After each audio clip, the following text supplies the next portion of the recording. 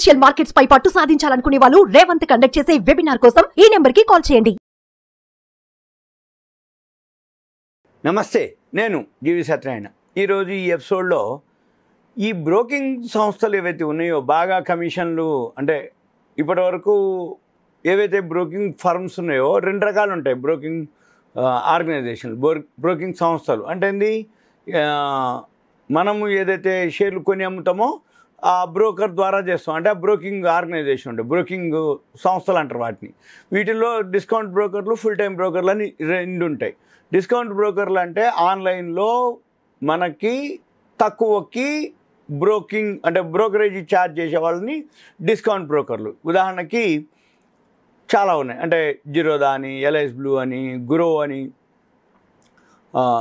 20 రూపాయలకి డిస్కౌంట్ బ్రోకర్లు. అంటే చాలా తక్కువతోటి మనకి కమిషన్, తక్కువతోటి మనకి సర్వీస్ ట్రేడింగ్ చేసుకోవడానికి అవకాశం, దాన్ని డిస్కౌంట్ బ్రోకర్లు అంటారు. ఇంకా ఫుల్ టైం బ్రోకర్లు ఉంటారు. ఫుల్ టైం బ్రోకర్లు అంటే వాళ్ళకు ఒక ఆఫీస్ ఉంటుంది, ఇన్ఫ్రాస్ట్రక్చర్ ఉంటుంది, బ్రోకరేజ్ ఎక్కువ పడుతుంది. ఉదాహరణకి ఇటువంటి బ్రోకరేజ్ అంటే వాళ్ళకి ఆఫీస్, ఇప్పుడు ఐసిఐసిఐ సెక్యూరిటీస్ అనుకోండి, యాక్సిస్, హెచ్డిఎఫ్సి సెక్యూరిటీసు, మోతిలాల్ ఓస్వాలు, తర్వాత ఇటువంటివన్నీ డిస్కౌంట్ కాదు, ఫుల్ టైం బ్రోకర్లు. వాళ్ళకు ఆఫీసు, ఇన్ఫ్రాస్ట్రక్చర్ ఉంటుంది. సర్వర్ మీద పనిచేసేవి ఏవైతే ఉన్నాయో వాటిని డిస్కౌంట్ బ్రోకర్లు అంటారు.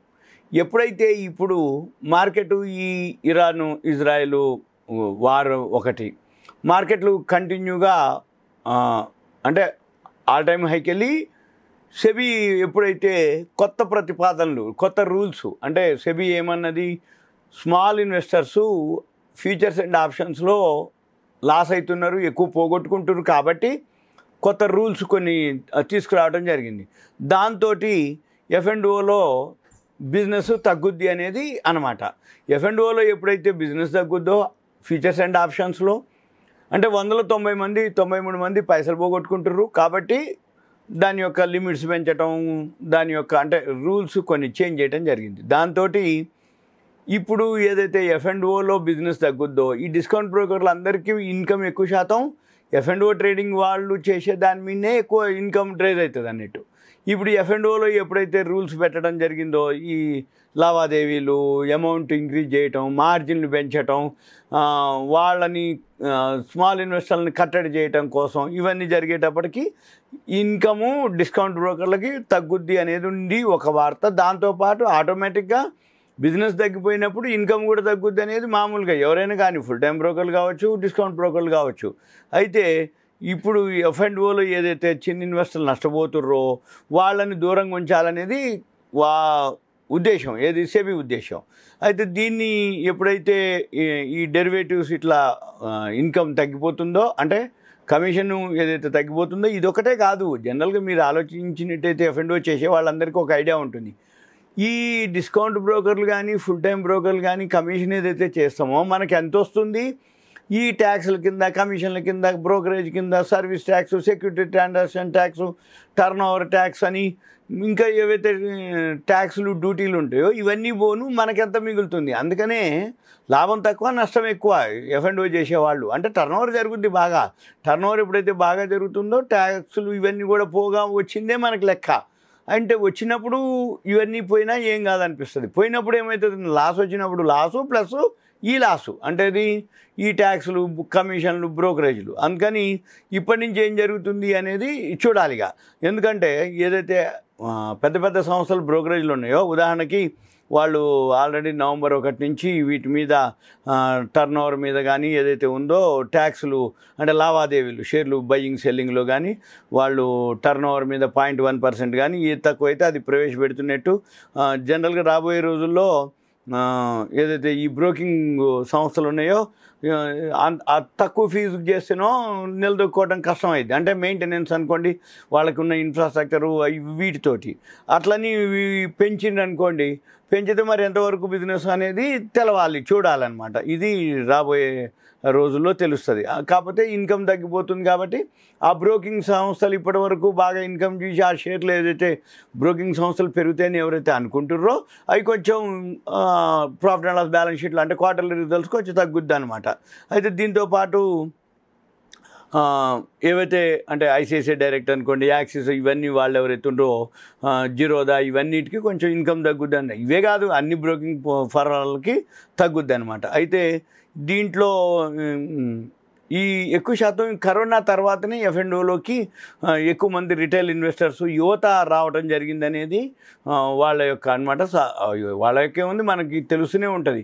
డిమాట్ అకౌంట్లు ఎన్ని ఓపెన్ అవుతున్నాయి, ప్రతి నెల ఎస్ఐపిలోకి ఎన్ని వెళ్తున్నాయి, మ్యూచువల్ ఫండ్స్లోకి ఎంత వెళ్తున్నాయి, కొత్త డిమాట్ అకౌంట్లో ఎంత ఇన్ఫ్లో వస్తుంది, ఇవన్నీ కూడా రోజు రోజు మనకి డేటా, సిడిఎస్ఎల్ డేటా చూసినా, ఎన్ఎస్డిఎల్సి డేటా చూసినా, క్యామ్స్ డేటా చూసినా, ఎస్ఐపి డేటా చూసినా, కొత్త ఇన్వెస్టర్లు డిమాట్ అకౌంట్ డేటా చూసినా ఆల్రెడీ అంటే బాగా రావడం జరిగింది. 2022-24 మధ్యలో సుమారుగా అంటే F&Oలో బాగా నష్టపోయింది అనేది వాళ్ళు చెప్పడం అనమాట.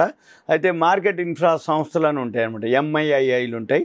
వాళ్ళు ఎక్స్చేంజ్ క్లియరింగ్ కార్పొరేషన్లు ఏవైతే ఉన్నారో వాళ్ళు ఏవైతే బ్రోకర్లకి ఛార్జీలు ఏవైతే ఉంటాయన్నమాట, అంటే ఇన్వెస్టర్లు ట్రేడర్లకు తోటి ఈ ఛార్జీలు ఉండాలని సెబీ మొన్న జూలైలో అనౌన్స్ చేయడం జరిగింది. అయితే అధిక వాల్యూమ్ చేసే వాళ్ళకి కొంత డిస్కౌంట్ ఉంది, ఏదైతే వాల్యూమ్ ఎక్కువ చేస్తారో వాళ్ళకు ఉందన్నమాట.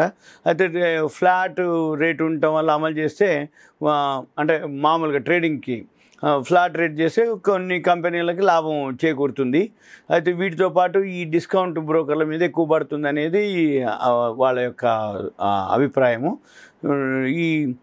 ఈ జీరో బ్రోకరేజ్ ఏవైతే ఉన్నాయో వాటి మీద అనమాట. అయితే 15-20% కోత ప్రభావం ఉంటుంది అనేది వాళ్ళు అనమాట. అయితే దీనికి సంబంధించి ఫైర్స్ బ్రోకరేజ్ ఎవరైతే ఉన్నారో కో-ఫౌండర్ ఉన్నారు, CEO తేజస్ కోడే ఇవన్నీ ఆయన అభిప్రాయపడ్డాడు. ఇట్లా జరుగుతుంది, బ్రోకింగ్ సంస్థలకి ఇంతగా పెద్దగా రాకపోవచ్చు, టర్న్ ఓవర్ తగ్గిపోద్ది F&Oలో ఎప్పుడైతే రూల్స్ ఎక్కువ ఉన్నాయి అనేది అనమాట. అయితే ఇక జిరోదా వాళ్ళు కొంతమంది ఆటోమేటిక్గా దీన్ని బట్టి వాళ్ళు కూడా ఎలా చేయాలి, క్లయింట్ని పోగొట్టుకోకుండా క్లయింట్ దగ్గర నుంచి మళ్ళీ సర్వైవ్ కావడానికి ఎలా ఏంటిది అనేది వాళ్ళు జనరల్గా చూసుకుంటుంటారు. అయితే ఇప్పుడు ఎక్కువ శాతం ఏంటిదంటే మరీ అంతేముండదు, ఎందుకంటే మార్కెట్ ఆల్ టైమ్ హైలోకి ఉన్నప్పుడు, మరి లోలో ఉన్నప్పుడు జరిగింది ఏంటిది, హైలో ఉన్నప్పుడు బ్రోకరేజ్ ఎంతైతే జనరేట్ అయిందో కొంచెం తగ్గితే తగ్గొచ్చు. దీంతో ఏమవుతుందో ఎంతో కొంత తగ్గితే మళ్ళీ తర్వాత స్టాండర్డ్ ఇన్కమ్ అనేది ఉంటుంది, దాన్ని బట్టే వాళ్ళు కూడా ఉంటారు, మనం కూడా అటువంటివి చూసుకొని చేయటం అనేది ఉంటుంది అనమాట. అయితే జనరల్గా వాళ్ళు జిరోదా ఫౌండర్ ఎవరైతే ఉందో అతను ఏమన్నాడు, CEO నితిన్ కామత్ అనమాట. ఆయన ఏమంటే ఓకే, ఈ అన్ని రూల్స్ వల్ల కొంచెం 30-50% ఇన్కమ్ తగ్గుద్ది అనేది వాళ్ళ యొక్క అభిప్రాయం అనమాట. అయితే రాబోయే రోజులు చూద్దాము. ఇప్పుడు యుద్ధ వాతావరణంతో మార్కెట్లు కుప్పగొలుతున్నాయి, బిజినెసే పోతుంది, బిజినెస్ తగ్గిపోద్ది. మళ్ళీ టైం తీసుకుంటే ఇప్పుడు కరోనా టైంలో ఉంది, బ్రోకింగ్ ఫర్మ్లు ఏం లేదు, మెయింటెనెన్స్ లేకుండా క్లోజ్ అయినవి ఉన్నాయి చాలా. అంటే మ్యూచువల్ ఫండ్స్ ఎన్ఏవీలు తగ్గిపోవటం, షేర్ రేట్లు తగ్గిపోవటం, ఇవన్నీ జనరల్ కామన్. మళ్ళీ తర్వాత మార్కెట్లు పుంజుకునేటప్పటికి అందరు ఇన్వెస్టర్లు అయ్యేటప్పటికి బ్రోకింగ్ ఫర్మ్లు ఉన్నాయి. ఇది మీకు ఒక ఇన్ఫర్మేషన్, న్యూస్, ఎడ్యుకేషన్ పర్పస్ మాత్రమే. చూద్దాం ముందు ఎన్ని రోజులు జరుగుతాయో. సుమన్ టీవీ ప్రేక్షకులకు ధన్యవాదాలు. Thank you. సెలవు.